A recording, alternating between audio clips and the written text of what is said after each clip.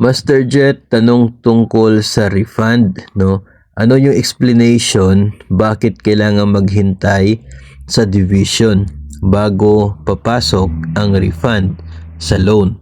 So, para bang yung refund mo from the bank ay hindi nila i-release at maghihintay pa sa division?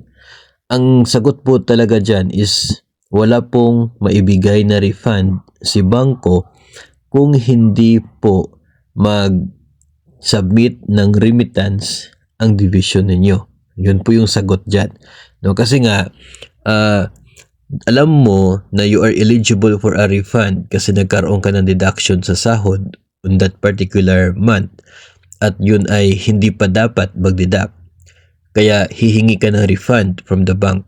Ngayon si bangko, dahil hindi pa nila natanggap yung remittance, wala silang assurance to say na talagang mayroong deduction sa'yo on that particular month. O kahit meron po silang assurance, hindi pa naman nila natanggap yung pera na siya pong dapat i-refund nila sa'yo. No? So ang mangyayari niyan, hihintayin talaga nila yung division ninyo na makapagbigay ng remittance.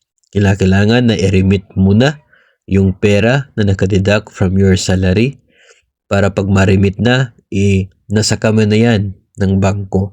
Ngayon nasa kamay ni bangko, pwede na silang magbigay ng refund sa'yo.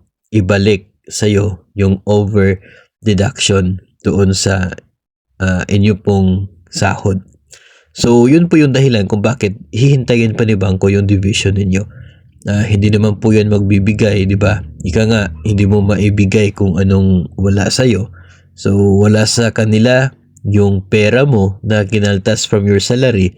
So, hindi nila ito ibibigay sa'yo. Kasi nandun pa sa agency mo. Hihintayin muna nila na matanggap yung remittance. Sa kanila ito i-process at ipasok sa iyong account as a refund.